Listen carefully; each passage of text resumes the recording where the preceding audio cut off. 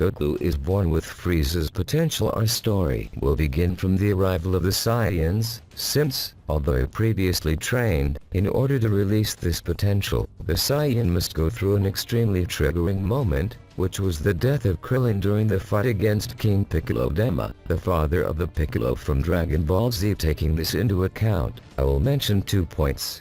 1. From these events onward is when the Saiyan releases all of his immeasurable latent potential. 2. His leap in power will be practically exponential, but, because it is a random genetic mutation and has no connection to his royal blood, it cannot be inherited by the members of his family. Continuing and beginning, everything will start at Chem House. Damn it, that bastard Raditz took my son, and if I don't return in less than 2 days, he'll kill him just for fun," said the Saiyan, extremely enraged and helpless.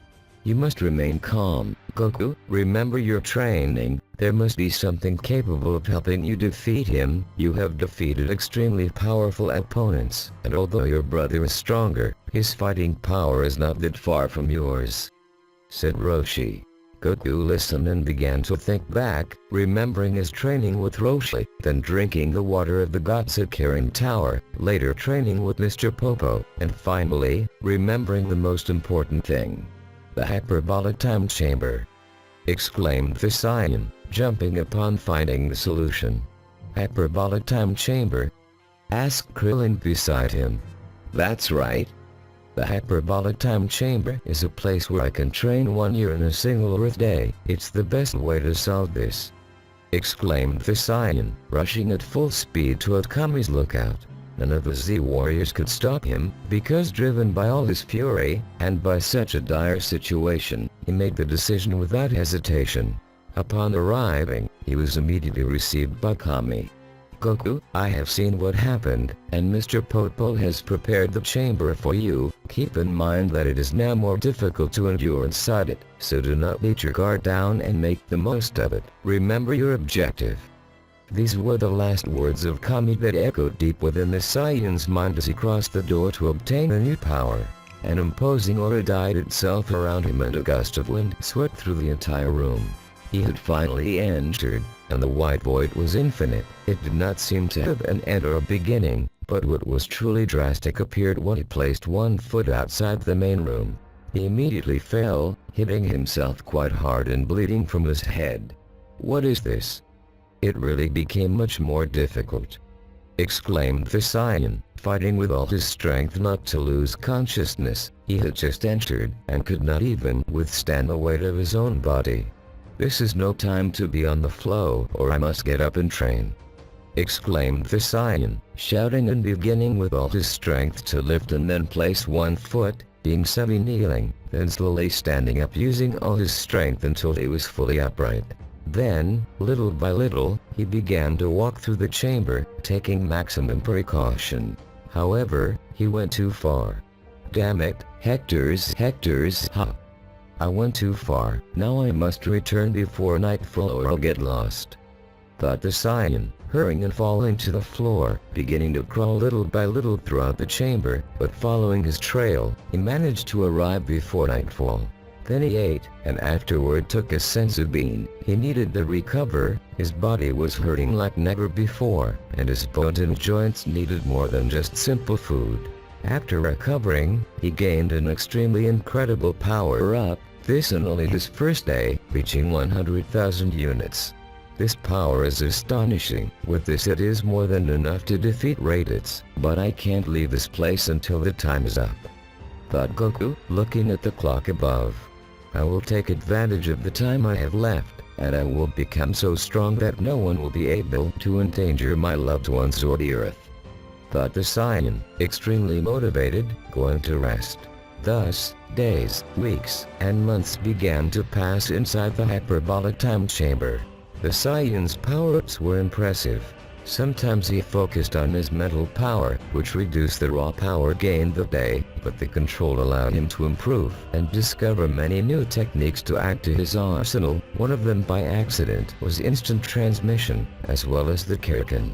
Note: I know these are techniques belonging to King Kai, but through trial and error, he managed to achieve them.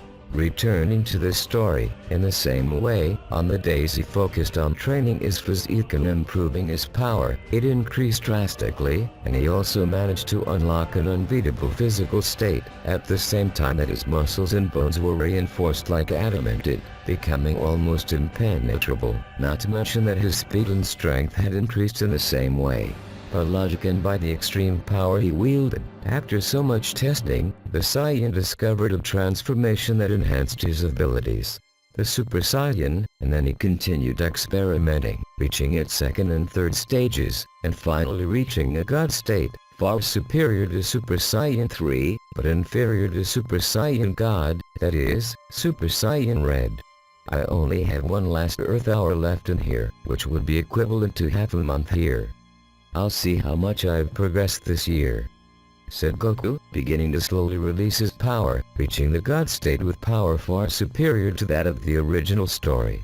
This means that his base state alone is already far superior to the base state of Dragon Ball Super at the time of the Tournament of Power. Taking into account that Goku had a base state of under 1,000 units, in less than 1 year, he obtained practically all his transformations, and besides that, his overall power is far superior to his Dragon Ball Super counterpart. Returning to our story, the Saiyan, after being satisfied with his hard training, his acquired faculties, and all the power he had reached, decided to take his remaining days as rest and mental work, avoiding overexertion, since rest was fundamental for good progress. "I think it's enough. In this year I have become so powerful that I don't recognize myself," said Goku, looking at himself and briefly analyzing himself, noticing his colossal progress. Eventually, time passed, and the Saiyan exited the hyperbolic time chamber. This time, upon exiting, the airflow changed suddenly. Nothing seemed to be the same anymore, and both Kami and his assistant immediately noticed this. "It seems you have become very powerful, Goku," said the God of Earth.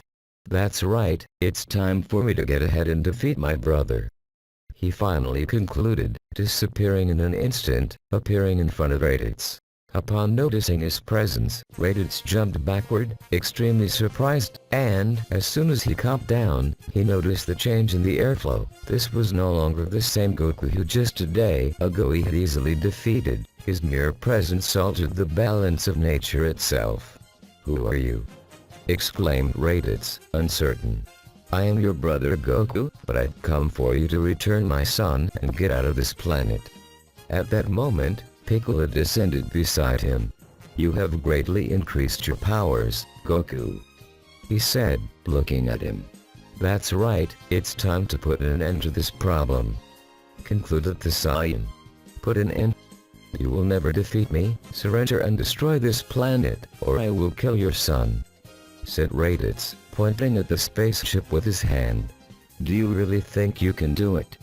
said Goku, holding Raditz's spaceship in his hand. "When did he grab it?" thought Raditz and Piccolo at the same time, extremely terrified by the imperceptible speed of the Saiyan. "This is my last option. Leave this place. I would not like to have to kill you, and the reality is that you will not defeat me this time, so do not bother trying to fight me. Stop underestimating me," said Raditz, launching himself into the attack. Goku only sighed and released a slight percentage of his base state, sending his brother flying, who also suffered slight damage due to the instantaneous explosion of a scouter and radar. "What kind of powers did you acquire in this day that I didn't see you? It's impossible that you increased your power so much," said Raditz. "I'm sorry to tell you that yes, I increased my powers so much that I don't even recognize myself. Kakarot, join us, listen to me. With Prince Vegeta, Nappa, and your powers, we will free ourselves from Frieza's yoke and you will be able to do whatever you want. No, and now that I see you, you only seem repugnant to me. You attacked me and my family, you took my son, and now you ask me for help. You have no dignity," exclaimed Goku with great anger, releasing a brief burst of ki that sent him flying. "I will not allow you to continue living, and your friends are probably the same, so tell them not to come, and if that so-called Frieza causes problems, I will defeat him myself." concluded the Saiyan, charging a key sphere in his hand before the desperate face of his brother. Wait, Kakarot, I'll give you anything, but let me live. I'll tell Vegeta and Appa not to attack you, but let me live, said Raditz, before the merciless gaze of Goku, who without any compassion annihilated him in front of Piccolo without a single shred of remorse. What happened to you, Goku? Asked Piccolo, surprised and cautious. Piccolo, you have not harmed anyone other than me, and that was natural because I killed your father, but he attacked my family, and whoever attacks my family does not deserve compassion. You would do the same for your son, wouldn't you? Asked the Saiyan, extremely serious. That's right. Piccolo finally replied.